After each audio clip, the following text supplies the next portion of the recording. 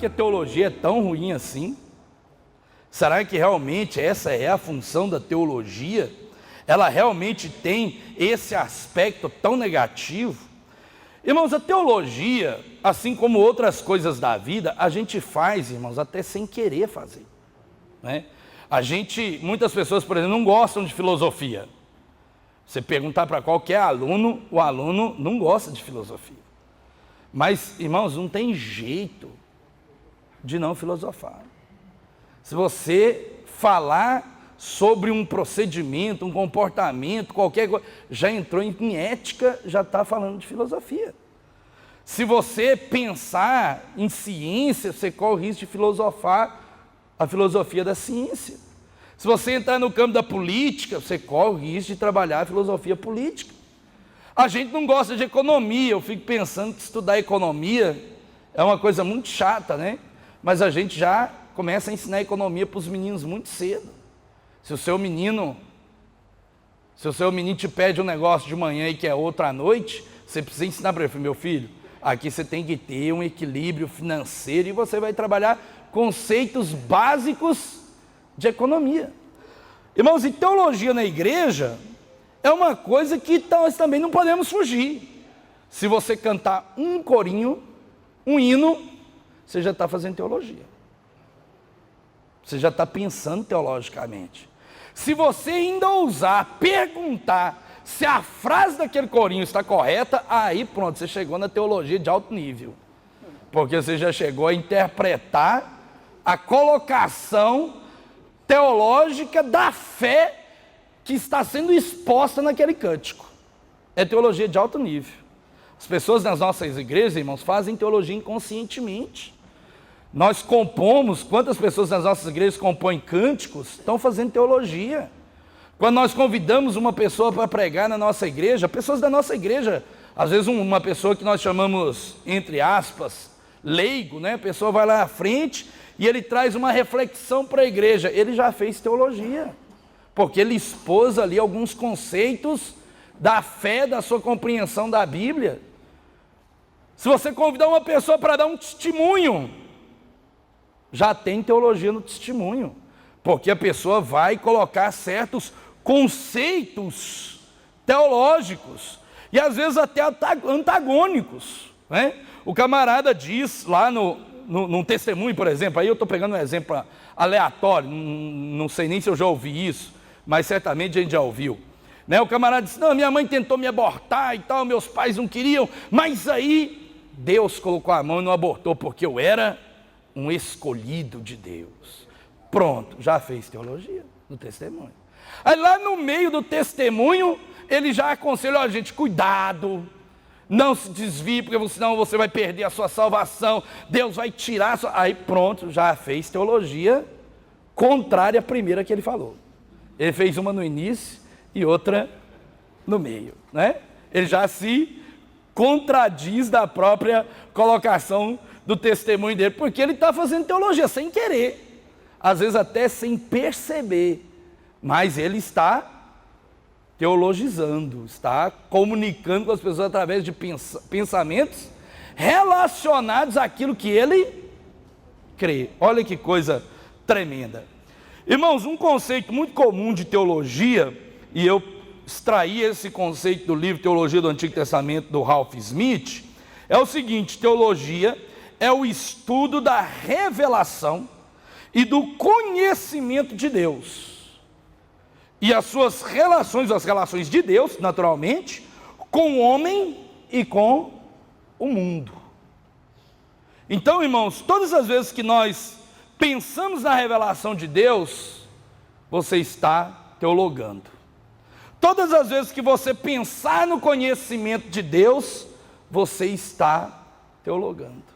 Todas as vezes que você falar acerca de si mesmo, em relação à fé e a Deus, você está fazendo teologia. Se você disser: não, eu sou pecador, já fez teologia. Pode não querer, mas está fazendo, porque você está pensando a relação, a sua relação, ou a relação de Deus e você. Se você disser, como diz a Bíblia, pastor, o mundo está perdido, o mundo jaz no maligno, pronto, você já fez um pensamento da relação de Deus com o mundo. Como é que Deus olha o mundo.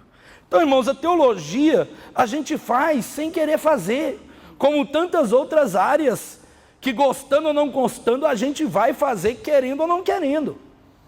E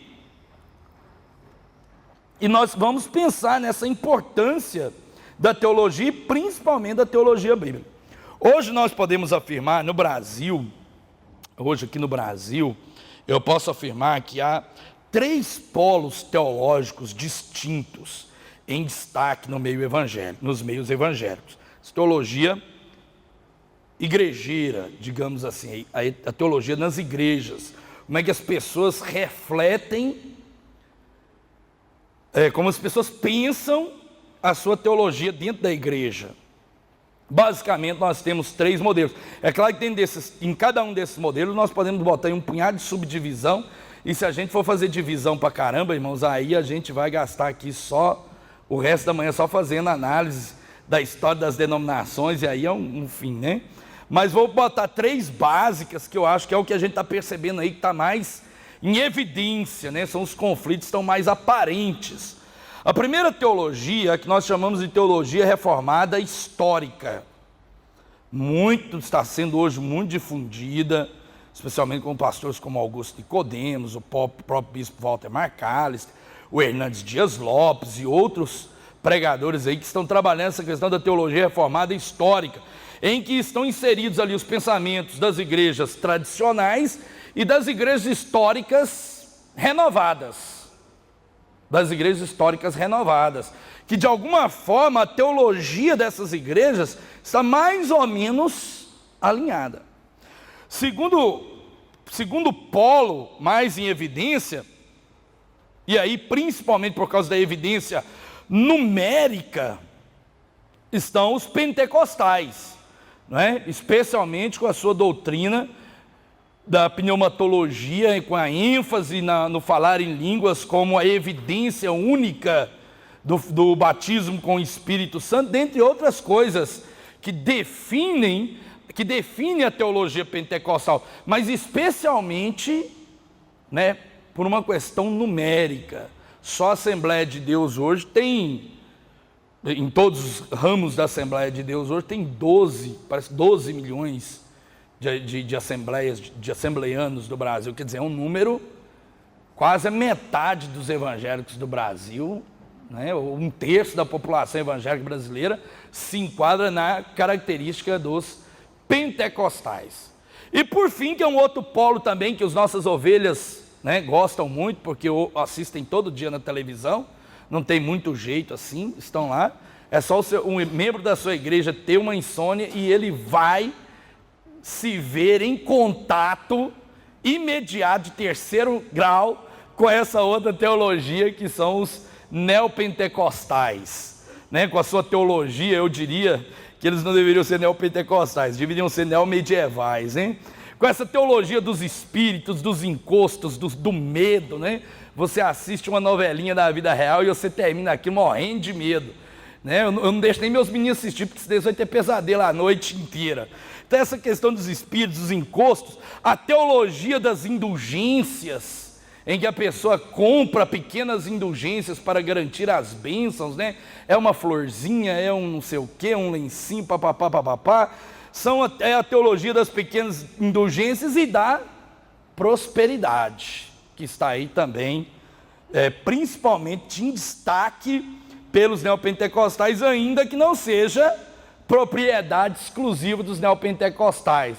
Outros grupos gostam de navegar aí também pela teologia neopentecostal. Esses 3 polos, irmãos, eles dominam, digamos assim, centralizam, eles polarizam, de uma certa forma, a reflexão da igreja.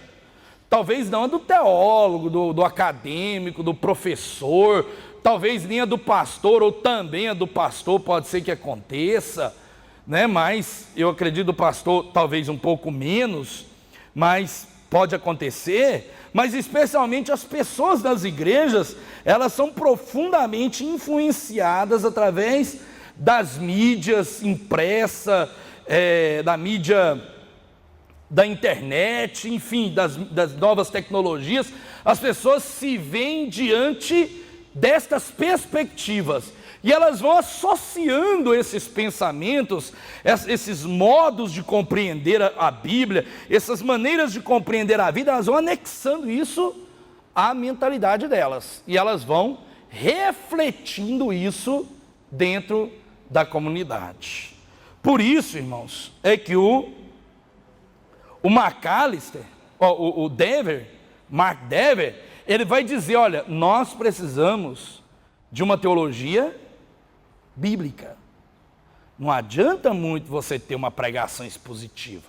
Muito bom, eu também acho, concordo plenamente, que a pregação expositiva é a melhor forma de expor a palavra, né? Todos nós devemos de alguma forma cultivar mesmo. Mas se a sua exposição não for bíblica, irmãos, se a sua teologia não for uma teologia bíblica, a sua exposição, a sua pregação expositiva pode não ser a sã doutrina. Você pode não estar expondo a Bíblia. Você expõe com base na sua própria concepção, na sua própria compreensão, a partir do texto como um princípio hermenêutico, a sua própria visão para as pessoas, e não aquilo que a Bíblia fala. A teologia, então você tem que ter um posicionamento teológico para colocar o que a Bíblia está dizendo adequadamente. Ou você corre um sério risco de expor, fazer a pregação até expositiva. A sua própria ideologia, muito bem, é verdade. Porque, irmãos, a gente não pode ficar iludido não, irmãos. A gente não pode ficar iludido não. Existem muitos interesses, muitos, que às vezes a gente não consegue perceber. Isso aí é uma preparação e tal. A questão é o seguinte, você pode até uma pessoa que passa por uma classe de estudos, não é? Mas se a pessoa não recebe os estudos corretos, isso não quer dizer necessariamente que ela aprendeu, não é? Está entendendo? Não. Eu acredito que deve ser preparado todos os crentes, mas não é o nosso conhecimento bíblico não pode também se resumir só à classe que antecede o batismo. Tem que continuar depois. Agora, o que eu estou dizendo é assim, você prepara, você ensina os novos convertidos, mas a pergunta é, se você não ensina adequadamente, ou qualquer pessoa não ensina adequadamente, ou ensina um princípio, uma teologia errada, o que esse novo convertido vai aprender? Vai aprender errado. Tem muita solução. Se você ensinar errado, ele vai aprender errado. A não ser que em algum momento, em contato com uma nova perspectiva, ele perceba quantos erros ele pode ter cometido teologicamente, né, na vida dele.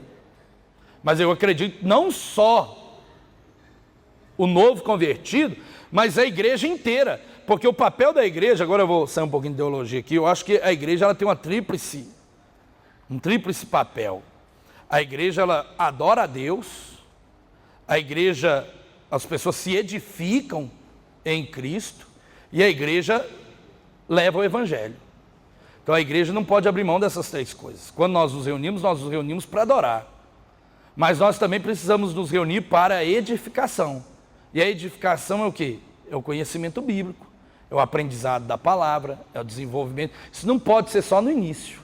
Isso passa pela vida cristã toda. E aí nós vamos evangelizar. Então, destacando só essa questão da edificação. Quando vem uma pessoa novo convertido para a igreja, você deve trabalhar a edificação dessa pessoa a fim de que ela esteja preparada para o batismo. Mas se os ensinamentos não forem adequados, ela vai aprender errado. Ela não vai estar sendo edificada. Ela vai estar sob pilares que podem ruir a qualquer momento. Sim ou não? Entendem isso? Entendeu isso, amém? Então, assim, a teologia é a nossa compreensão sobre Deus, ou nossa compreensão sobre quem é a pessoa de Deus, nosso conhecimento de Deus, e o conhecimento da relação de Deus conosco e com o mundo. Não o mundo no sentido de governo maligno, mas a natureza, o mundo criado. Vamos lá. Então, irmãos, o Dever, ele pensa isso, nós precisamos urgentemente de uma teologia bíblica. E eu penso que nós precisamos urgentemente discernir a teologia que nós empregamos como referencial para a nossa prédica e para a nossa prática. Porque nós corremos o risco de, com uma teologia errada, tanto pregar errado, como corremos o risco ainda de viver errado, praticar coisas equivocadas. Então, por isso que eu não vou dizer que a teologia batista nacional é a mais certa.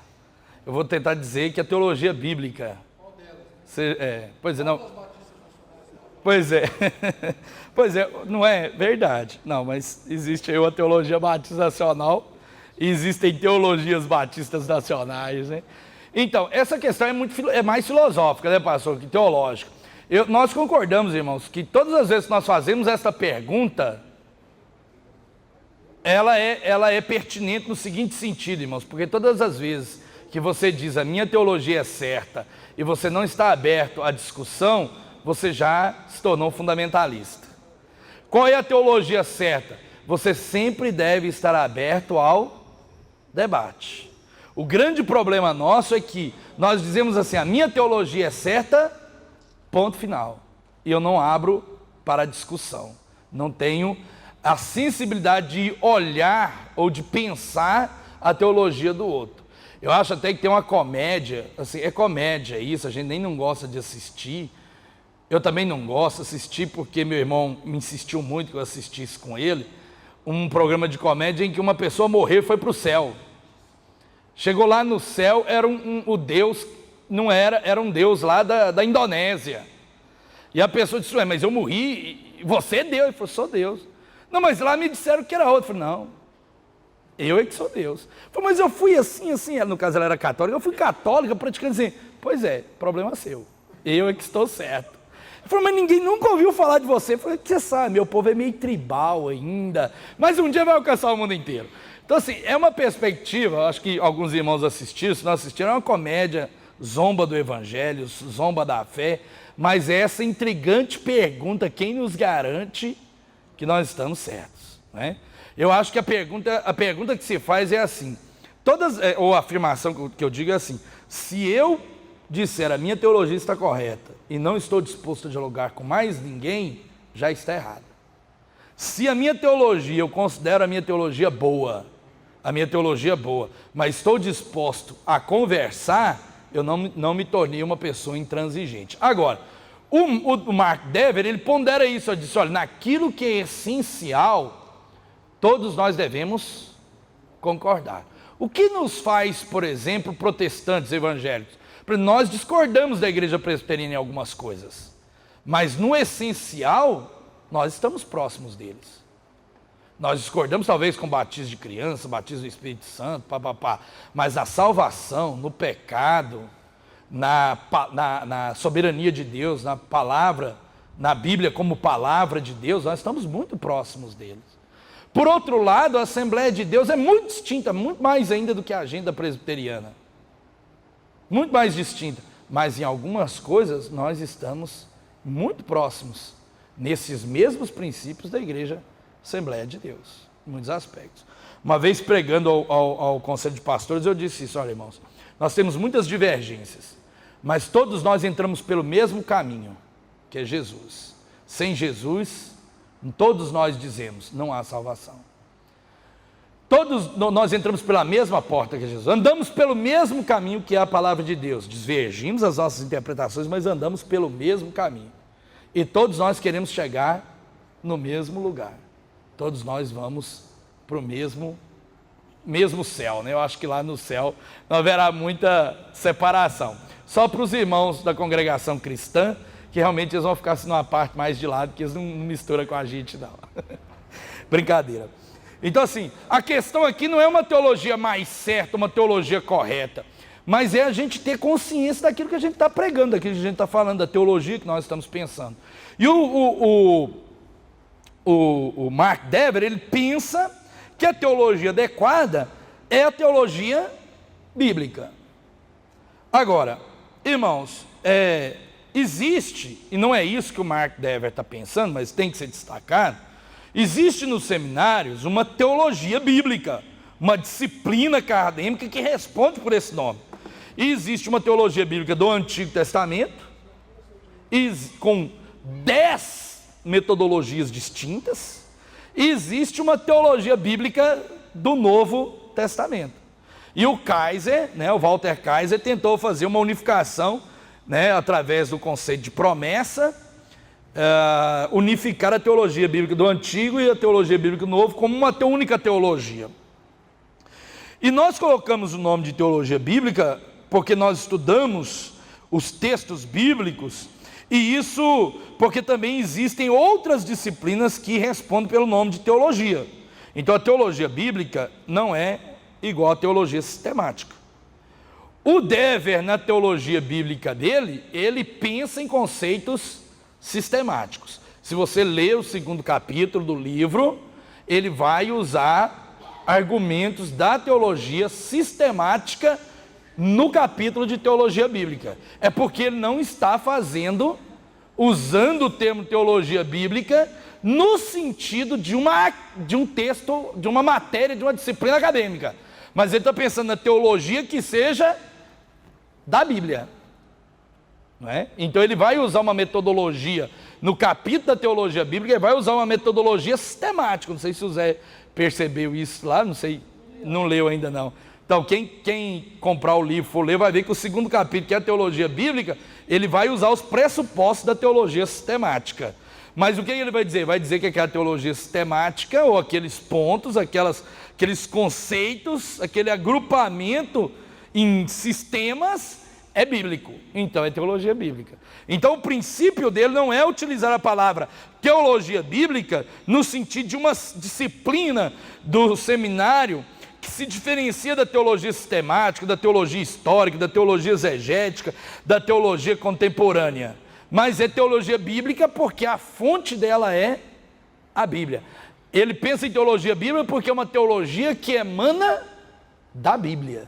Então é teologia bíblica. Acredito, irmãos, que o pastor Mark Dever, assim como o pastor Michel, também estavam pensando nisso. Que nós falássemos aqui não dessa teologia acadêmica, mas de algo que estivesse mais próximo do ministério e do magistério eclesiásticos, ou seja, da nossa relação teológica com os membros e a própria relação teológica dos membros. Então eu defini aqui alguns pontos que eu imagino que uma teologia precisa desenvolver para ser uma teologia bíblica. Então eu separei aqui algumas características, alguns pontos que eu penso que são importantes para definir o que seja uma teologia bíblica. Primeiro, irmãos, ela precisa ser redundantemente, aqui tem jeito, redundantemente bíblica. A nossa teologia precisa refletir, ou pelo menos nós devemos buscar o entendimento do texto bíblico. Para isso, naturalmente, nós vamos lançar mão de outras ferramentas, até de outras áreas de estudo, até de outras áreas de pesquisa, para tentar chegar o mais próximo do que aquilo que a gente está entendendo como sendo o que a Bíblia está dizendo. A teologia precisa refletir a fidelidade às Escrituras. Irmãos, aquilo que a Bíblia não diz, qualquer outra pessoa não precisa dizer. Nós não vamos imediatamente concordar. Ah, não, mas o fulano disse, ele é um grande líder. Se aquilo que aquele grande líder não for bíblico, a gente não precisa necessariamente concordar com isso.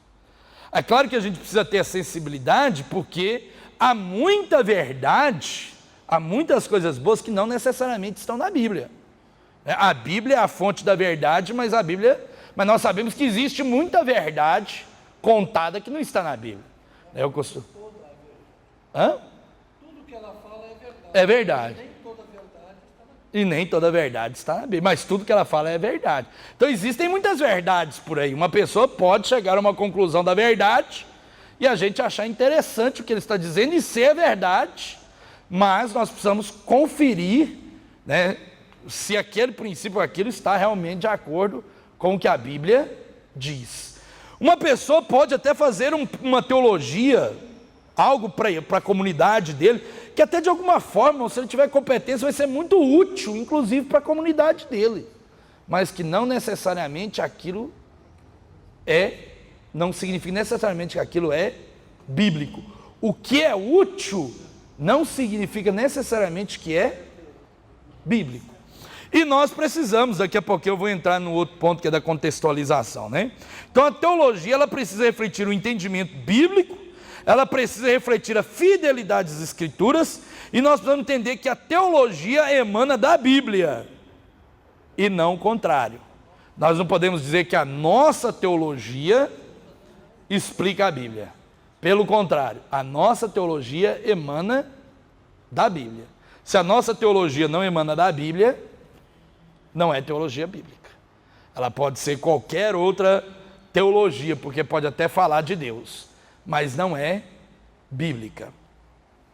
Um segundo ponto, uma segunda característica que eu acho interessante, é que ela precisa ser descritiva, teologia bíblica precisa ser descritiva, e ela precisa ser normativa. Devemos nos preocupar em desenvolver, em descrever todos os eventos bíblicos historicamente. Devemos incluir todos os dados possíveis. Devemos recontar o que Deus fez. Irmãos, eu acho isso muito interessante, da gente pensar na coisa descritiva, porque especialmente o Antigo Testamento, irmãos, que fazem com o Antigo Testamento, o Novo fazem menos, mas o Antigo é terrível. O que fazem com o Antigo Testamento é uma violência, irmãos. É uma violência textual. O camarada pega um texto, ele não descreve o que está acontecendo no texto.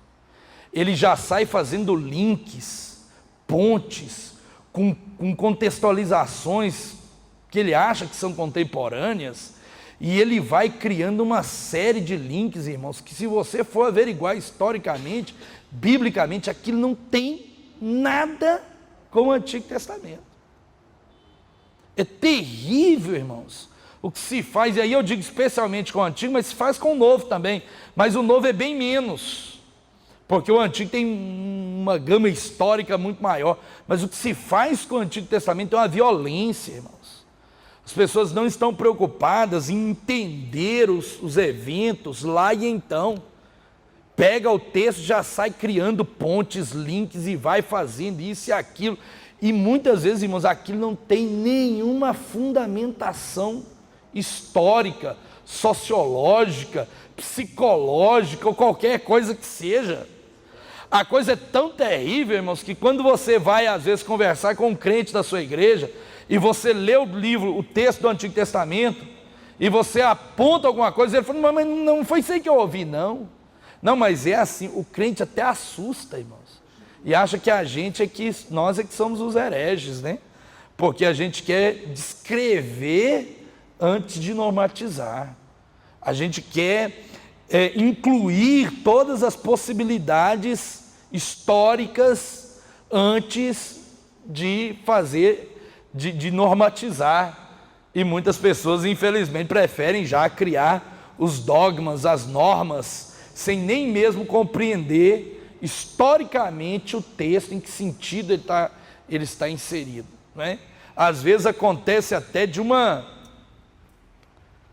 vamos dizer assim, né, de uma mudança textual, né? Às vezes o cara lê Zacarias, sei lá, uma hipótese aqui, apesar que eu já ouvi isso, não nessa mesma forma. O cara lê Zacarias e diz assim, quando Moisés se deparou com esse texto de Zacarias, ele teve uma revelação tremenda que eu vou passar para vocês hoje. Aí a gente fala assim, meu Deus do céu, aonde é que o Moisés leu Zacarias? Como é que pode um negócio desse? né? E aí o cara já puxa aquele negócio, cria um nexo lá, cria um link totalmente absurdo, e é muito complicado, irmãos. Então, antes de dizer é assim, nós precisamos descrever o que foi. Antes de dizer o que é, nós precisamos dizer o que foi. Então, uma teologia bíblica, tanto do Antigo quanto do Novo, irmãos, ela precisa ser descritiva, ela precisa recontar o que Deus fez. Gente, às vezes na Bíblia, sabe, Samir e demais irmãos, às vezes na Bíblia, a gente tem que pensar, O azeite é só azeite. é só azeite. Às vezes uma pedra é só uma pedra. Às vezes uma porta não é nada mais do que uma porta. E isso é descrever. Então você falou, ele pegou 5 pedras. Mas o que significava as 5 pedras? Então, significava 5 pedras. Elas eram 5 feixezinhos de pedra. Mas para que servia? Então, servia para acertar a testa do Golias. Ele tinha mais 4 ainda, né? Na verdade, não pode nem dizer que ele foi muito corajoso, tem que dizer que ele foi meio covarde, porque ele pegou, foi logo 5. Eu pregaria 30, porque do jeito que eu sou ruim de alvo, eu pegaria logo as 30. Mas, né? Ele não foi tão corajoso assim. Mas é assim, ó, às vezes na Bíblia, irmãos, né? Uma pedra é só uma pedra, nada mais, irmãos. Às vezes um copo com água no Antigo Testamento, no Novo, é só um copo com água, né? Às vezes a gente vira meio freudiano, né? A gente vira meio freudiano, assim, a gente começa a ver tudo. Não, o freudiano é psicanaliticamente, né? Ele começa a pensar tudo na sexualidade, né? Ele começa a pensar tudo na sexualidade e tal. Então, tudo que é uma imagem e tal, né? Mas aí uma vez perguntaram para o Freud, né? Então, assim, às vezes uma coisa é só aquela coisa mesmo. Não precisa necessariamente a gente ter que ter um sentido, um segundo sentido para tudo na vida. Mas a gente vira muito freudiano nesse sentido. A gente lê a Bíblia e para tudo a gente quer arranjar um segundo sentido. Então a gente vai dizer, ó, tem um sentido do texto, tem um sentido alegórico, né, o sentido que está por trás, o sentido da prática, e aí a gente vai criando vários sentidos. Como a igreja já fez na Idade Medieval, procurando vários sentidos do texto. E por isso eu digo que ela tem que ser descritiva, porque você tem que descrever o que está. Uma pedra é uma pedra, pode ser só uma pedra. Eu acho que isso é importante, irmãos, as pessoas perceberem o que nós estamos dizendo, que nós sabemos o que estamos dizendo. Então, ela precisa ser descritiva, e depois de descritiva, irmãos, a teologia bíblica precisa ser normativa. Não devemos apenas descrever, porque aí a gente estuda história somente, e que é muito importante, mas fica só no campo da história. Foi lá, isso aconteceu lá, que é um outro risco que nós corremos. Um é não descrever, o outro é descrever o lá e então, e abandonar todo mundo lá no 1º, no 2º século, no 3º século antes de Cristo, deixar as pessoas presas lá ao passado, né, com essa ideia. Então, eu acho que primeiro ela precisa ser descritiva e depois ela precisa ser normativa. Ela precisa cultivar nossa fé a partir daquilo que nós passamos a conhecer. Tem uma frase aqui que eu reservei que está dita assim: não estamos reformulando a fé expressa explicitamente ou pressuposto de maneira implícita por uma comunidade de fiéis dos tempos bíblicos. Nós não estamos só reformulando o que eles disseram, para compreender a fé deles por si, porque se a gente compreender a fé dos apóstolos e deixar a fé dos apóstolos lá, isso não vai fazer muita diferença na nossa vida, irmãos. Então a gente compreende a fé dos apóstolos lá, descritivamente, mas a gente não pode só compreender a fé por si, no lá e então, mas formulando as implicações teológicas daquela fé, de maneira que fiquem esclarecidas para nós, como membros de uma comunidade de fiéis em nossos dias. De alguma forma, é através da normatização é que nós vamos atualizar, trazer essa teologia, essa compreensão da fé deles para aquilo que nós esperamos hoje. É o fundamento posto. Sim. Fundamento posto pelos apóstolos e profetas. Isso. Estamos edificando. Efésios 2, 20. Então, eles lançaram os alicerces, né? Exatamente. Logo, a teologia bíblica precisa falar a nossa fé hoje e nos apontar a direção em relação àquilo que cremos acerca de Deus e acerca de nós mesmos. Porque uma má compreensão de nós mesmos, irmãos, também pode ser uma catástrofe, não é? Uma catástrofe. Se nós tivermos uma má compreensão de quem nós somos, nós podemos também fazer um grande estrago na nossa comunidade. A teologia bíblica, além de ser uma teologia redundantemente bíblica, descritiva e normativa, eu penso que ela precisa ser teológica e ela precisa ser didática. Teologia, irmãos, é reflexão, é interpretação. Nesse ponto, irmãos, ela precisa ser crítica. De alguma forma, a gente precisa olhar para o texto e fazer alguma crítica, não uma crítica destrutiva, mas a crítica que eu digo é no sentido da interpretação do texto. Então, por exemplo, eu não vou criar aqui o debate, irmãos. Pastor, não concordo com isso, não estou perguntando se concordo. Vou contar duas situações e vocês pensem em casa, se vocês acharem tá bom para mim, né? Então o pregador chega e lê em Malaquias e diz lá, Yahvé diz assim: eu odeio o divórcio, não é? Aí o pregador chega: eu odeio o divórcio, eu odeio o divórcio, eu odeio o divórcio. Beleza, tudo bem. Quando é no outra semana, no outro domingo, ele volta para pregar, e aí ele lê Esdras, né? Aí ele diz: não, porque Esdras encontrou o povo todo misturado e mandou embora, é para separar, é para divorciar, manda a mulher embora, manda os filhos embora, manda os filhos dessas mulheres embora também, manda todo mundo embora e divorcia esse trem logo, que está tudo errado. Tá bom também. Aí imagina a confusão que fica, por quê? Porque precisa uma interpretação, uma reflexão, ela precisa ser teológica, ela precisa ter uma crítica, precisa ser analisado o contexto das coisas. Se eu pego o texto, compreendo o texto pelo texto e esqueço de comparar com os outros textos, pode ser que em algum momento eu me choque diante de posições. Ora, é só pergunta, irmãos, não precisa ninguém responder não, porque eu não estou nem dizendo o que eu penso, só estou fazendo as perguntas, né? A ovelha pode muito bem perguntar assim: ué, como é que o pastor disse que Yahvé odeia o divórcio num domingo e agora diz que o Yahvé mandou divorciar no outro? Então, isso foi o que eu falei, né? Ela precisa ser descritiva, né?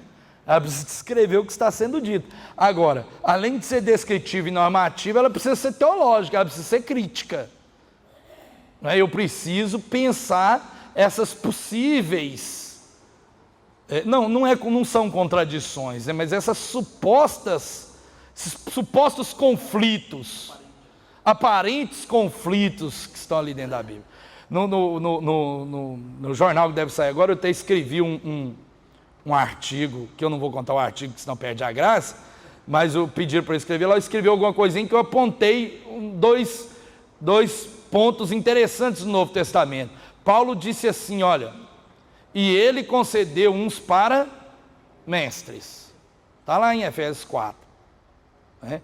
Aí você chega em João, e João diz: vocês não terão mais mestres. Eu serei o mestre de vocês. O Espírito revelará o coração de vocês. Tudo que é preciso saber, vocês não vão ter mestres. Aí você pensa: mas como é que pode? O Paulo diz para ter mestre e o João diz para não ter mestre. E afinal de contas, a gente vai ter o tal do mestre ou não vai ter o tal do mestre? Então, são só perguntas, eu não estou dizendo nada. Olha ali, o mestre está escapulindo acolá. Então, assim, é só aí lá, nesse texto eu quero apontar. Nesse texto eu vou dar a resposta. Então depois, quando chegar o jornal na igreja de vocês, vocês leem lá, que eu botei lá a conclusão que eu chego no final das contas. Mas existem situações em que nós precisamos fazer teologia. no sentido de fazer uma reflexão, uma interpretação daquele texto. Lá e então, aqui e agora. Ela é crítica desse sentido, porque pode ser que algumas coisas não sejam aplicáveis sociologicamente, ou melhor, algumas coisas que sejam aplicáveis sociologicamente, historicamente aos cristãos do primeiro século, podem não significar muita coisa para a gente hoje. Até por essa distância histórica, cultural, linguística, enfim, todos esses distanciamentos. Nossa teologia bíblica, ela precisa ser teologia nesse sentido, mas ela precisa também ser didática. Ela precisa ter uma organização. E aí foi o que o Mark Dever fez. Ele organizou em temas, em sistemas, para que a teologia que ele pensa biblicamente fosse didaticamente comunicável e compreensível para as pessoas que estavam ouvindo aquela ministração. Para concluir, irmãos, quero finalmente fazer alguns apontamentos de alguns riscos possíveis, caso não seja utilizada uma teologia bíblica consistente nas nossas pregações, nos nossos púlpitos. Primeiro, nossa pregação expositiva pode ficar destituída de conteúdo atual e destituída de relevância. Você está até pregando expositivamente, mas a sua pregação pode não ter nenhuma relevância, ou pode estar completamente destituída de atualidade, porque você está simplesmente expondo sem essas outras características que eu apontei. Nossa doutrina pode ficar vazia e até equivocada, irmãos. Podemos fletar com o sincretismo, que foi o que Samir apontou, não é? De fazer portas de papelão na igreja para o pessoal passar, colocar um trieiro de sal, como é que é? Uma arca da aliança com os querubins, pois é, pode. Fazer um trieiro de sal para o povo complicar, e aí a gente vai fazendo os sincretismos, né? A gente pode dar nomes aos demônios, os nomes que não são bíblicos, mas são de outras religiões, né? Porque a Bíblia diz o nome de pouquíssimos demônios, né?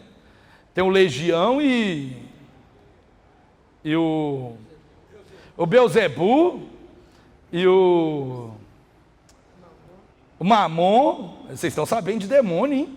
Meu Deus do céu, eu estou aqui esquecendo. Brincadeira, gente. Mas aí a gente bota outros nomes nele que não são bíblicos, mas são oriundos de outras religiões, né? Aí o Bruce, que é americano, né? Que nunca tinha visto um Zé Pilintra antes, lá nos Estados Unidos não tem o Zé Pilintra, né, Bruce? Não tem? O Zé Pilintra? Tem ou não, João?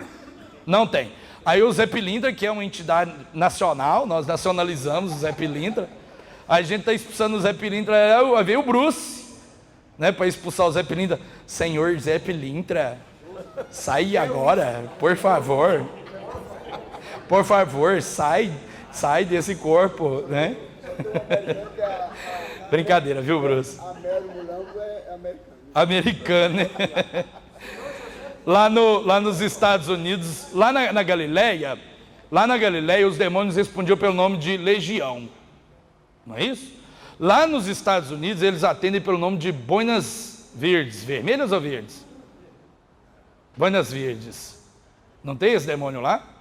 Tem, você que não conhece. Tem, é forte. É. Aqui no Brasil ele responde por outros nomes, não vê ao caso.